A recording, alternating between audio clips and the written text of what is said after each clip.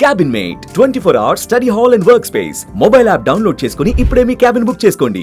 నమస్తే, welcome to Suman TV. నేను మీ సాయి బైరి.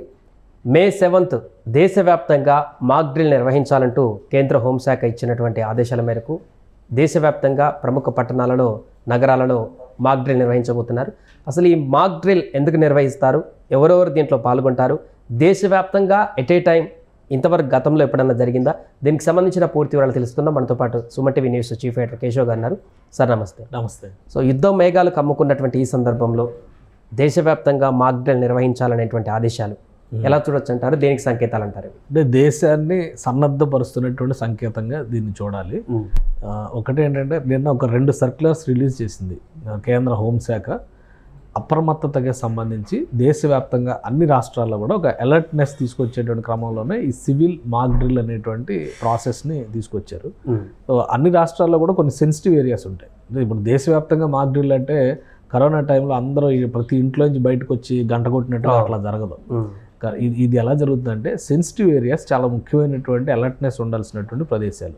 శత్రువు ఏవైతే టార్గెట్ చేసే అవకాశం ఉంటుందో అలాంటి వాటిని సివిల్ సెన్సిటివ్ డిఫెన్స్ ఏరియాస్ కింద కేంద్ర ప్రభుత్వం 1968 రూల్స్ ప్రకారం కొన్నిటిని ఐడెంటిఫై చేసింది. వాటిని మళ్ళీ అప్గ్రేడ్ చేసుకుంటూ వచ్చారు. ఇప్పుడు రీసెంట్గా అంటే 2022కి అప్డేట్ అయినటువంటి డేటా ప్రకారం చూస్తే కనుక దాదాపు 224 సివిల్ సెన్సిటివ్ ఏరియాస్ మన దేశవ్యాప్తంగా ఉన్నాయనేటువంటి ఒక అంచనా ఉంది. సో వీటితో పాటు దేశంలో ఉన్నటువంటి కీలకమైనటువంటి స్థావరాలు, రక్షణ స్థావరాలు కావచ్చు, పారిశ్రామిక అంశానికి సంబంధించినవి కావచ్చు, అలానే సైనిక స్థావరాలకు సంబంధించిన ప్రదేశాలు చాలా వరకు ఉంటే కేంద్ర ప్రభుత్వ రంగ సంస్థలు అనేక సంస్థలు, ఇప్పుడు ఉదాహరణకి రిజర్వ్ బ్యాంక్ ఆఫ్ ఇండియా ఉంది. గోద్రా ఇన్సిడెంట్స్ జరిగినటువంటి సందర్భంలో రీసెంట్గా రిజర్వ్ బ్యాంక్కి సంబంధించి ఒక మాక్ డ్రిల్ నిర్వహించారు. అంతకంటే ఇంకా చెప్పాలంటే అమరావతిలో మొన్న ఫైర్ మాక్ డ్రిల్ జరిగింది. ప్రధానమంత్రి పర్యటన కంటే కూడా ఒక 15 రోజుల ముందర అనుకోండి ఫైర్ మాక్ డ్రిల్ జరిగింది. సో ఇవన్నీ సర్వసాధారణంగా జరిగాయి. కానీ ఇప్పుడు ఇచ్చినటువంటి ఈ సివిల్ మాక్ డ్రిల్ అనేటువంటి అంశం సర్క్యులర్లోనే చాలా క్లియర్గా మెన్షన్ చేశారు. ఆ సెన్సిటివ్ ఏరియాస్ ఎలా ఉంటాయి ఏంటి అనే దానిపైన ఆ ప్రైమ్ మినిస్టర్ అలానే హోమ్ మినిస్టర్ వాళ్ళ డిస్కషన్స్లో వచ్చినటువంటి అంశాల ఆధారంగా ఆ లిస్టుని అన్ని రాష్ట్రాలకు కూడా పంపించారు. ప్రధానంగా operationalisation of air raid warning sirens, ఇవన్నీ ఏంటంటే ఆల్రెడీ దేశంలో చాలా చోట్ల ఇలాంటి వ్యవస్థలన్నీ కూడా ఇన్కార్పొరేట్ అయి ఉన్నాయి. కానీ దాదాపు ఒక 40-50 ఏళ్ళుగా వీటిని ఉపయోగించలేదు. సో అవి పనిచేస్తున్నాయా లేదా టెస్ట్ చేయడం ఒకటి. అలాంటి సందర్భాలు, అలాంటి సిచ్యుయేషన్స్ వచ్చినప్పుడు ప్రజలు ఏ విధంగా రియాక్ట్ అవ్వాలనేది ఇంకొకటి.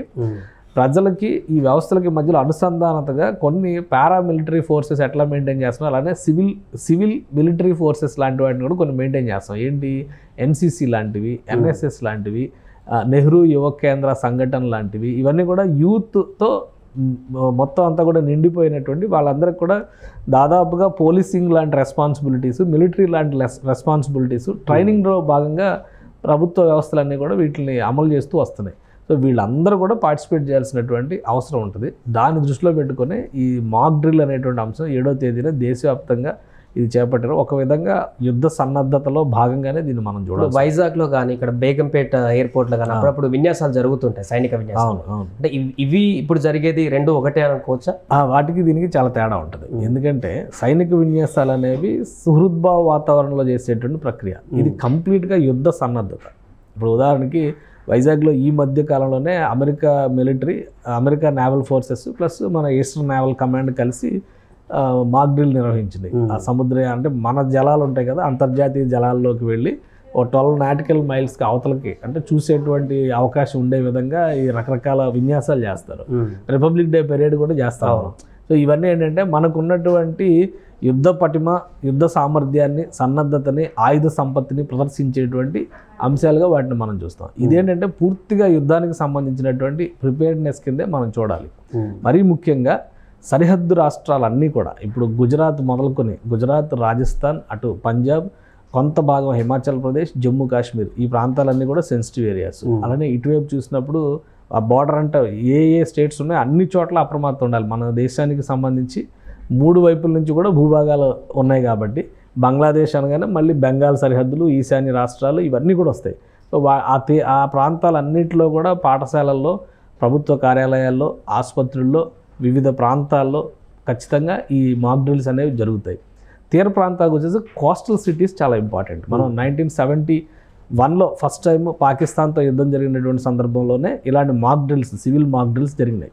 అప్పటి నుంచి ఇప్పటివరకు మళ్ళీ మధ్యలో ఎక్కడ జరగల. ఈవెన్ కార్గిల్ యుద్ధం సమయంలో కూడా జరగల. ఎందుకంటే కార్గిల్ అనేది కేవలం ఒక ప్రాంతానికి పరిమితమై జరిగినటువంటి యుద్ధం అది. అలాంటి ఇన్సిడెంట్స్ చాలా జరిగినాయి. 1972లో 71-72లో ఫుల్ ఫ్లెడ్జ్డ్ యుద్ధం చేసింది భారతదేశం. ఆ తర్వాత 84లో సియాచిన్ గ్లేషియర్ దగ్గర జరిగినటువంటి యుద్ధాన్ని కూడా మనం ఒక యుద్ధంగానే ట్రీట్ చేయొచ్చు. సియాచిన్ గ్లేషియర్ పైన పట్టు ఎవరికి అనే దాని మీద రాజీవ్ గాంధీ గారు ప్రధానమంత్రిగా ఉన్న సమయంలో అప్పుడు కూడా జరిగింది. కానీ దాన్ని పూర్తి స్థాయి యుద్ధంగా మనం ట్రీట్ చేయలేం. అలానే కార్గిల్ కూడా పూర్తి స్థాయి యుద్ధం అని చెప్పలేం, కానీ నష్టాలు జరిగినాయి. ఎందుకంటే దాదాపు 1000 మంది వీర జవాన్లు మరణించారు.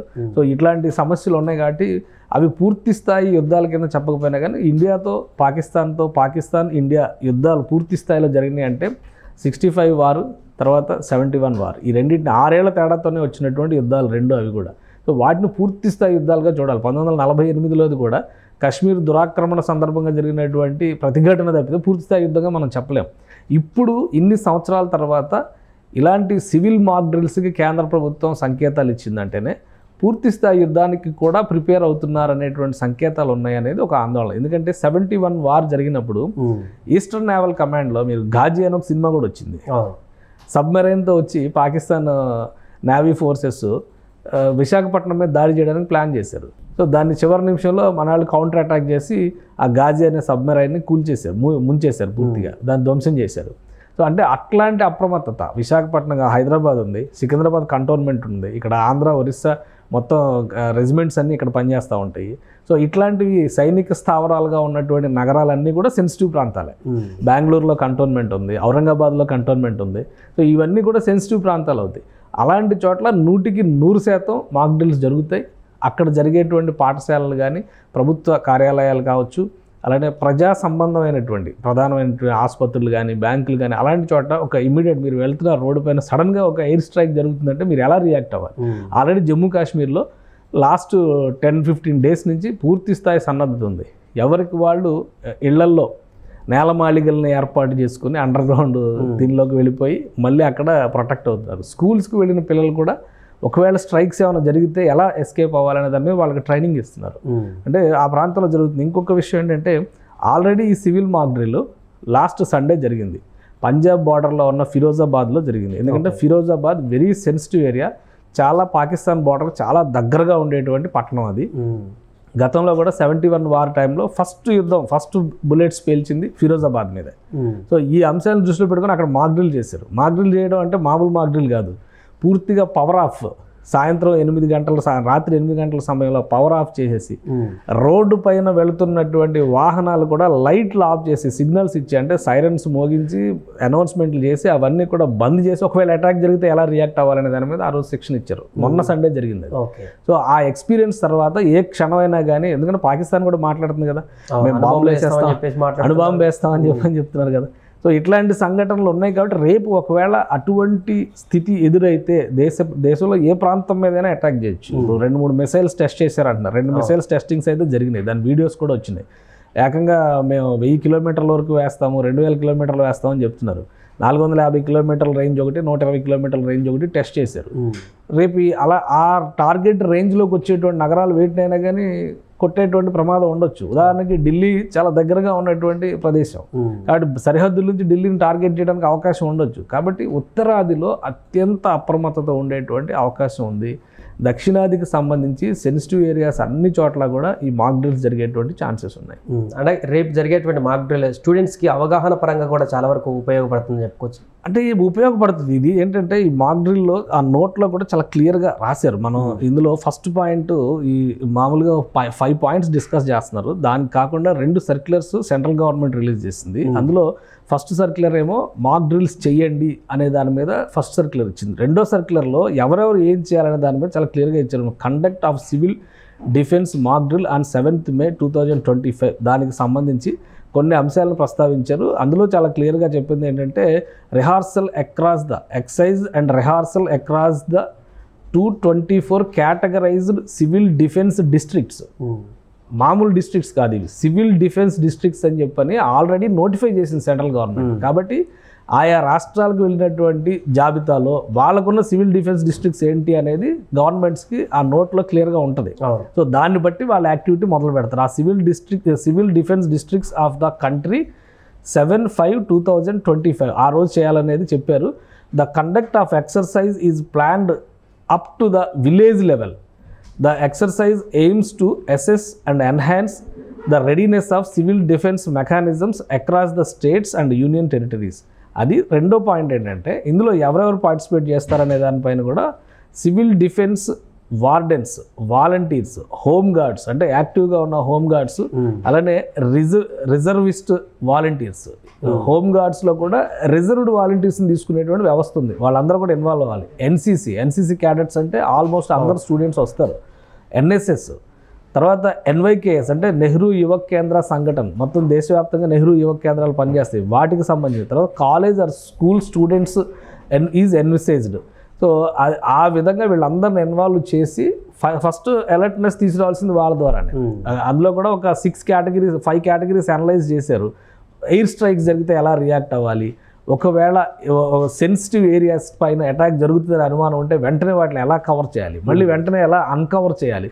సో ఇట్లాంటి అంశాలన్నిటిపైన కూడా ప్రమాదం జరిగినప్పుడు ప్రాణాలు ఎలా కాపాడుకోవాలి, అలాగే పెద్దవాళ్ళు, వృద్ధులు కానీ పిల్లలు కానీ ఉంటే వాళ్ళని ఎలా సేవ్ చేయాలి, ఇవన్నీ కూడా అందులో మిక్స్ చేస్తారు. ప్లస్ అలార్మింగ్ సిస్టమ్స్ దేశవ్యాప్తంగా చాలా చోట్ల ఈ సీరియస్ అలార్మింగ్ సిస్టమ్స్ ఏవైతే ఇప్పుడు ఈ సెన్సిటివ్ సివిల్ డిఫెన్స్ డిస్ట్రిక్ట్స్ అని చెప్పి నోటిఫై చేశారో ఆ డిస్ట్రిక్ట్స్ అన్నింటిలో కూడా ఆ అలార్మింగ్ వ్యవస్థలు ఉంటాయి. అవన్నీ పనిచేస్తున్నాయి లేదా వీటన్నిటిని కలిపి టెస్ట్ చేస్తారనమాట. సో ఒక విధంగా చెప్పాలంటే దేశం మొత్తం హై అలర్ట్ అయ్యేటువంటి సందర్భం. ఆ సెన్సిటివ్ ఏరియాస్ అన్నీ ఏవైతే ఉన్నాయో అక్కడంతా అప్రమత్తంగా ఉండాలి.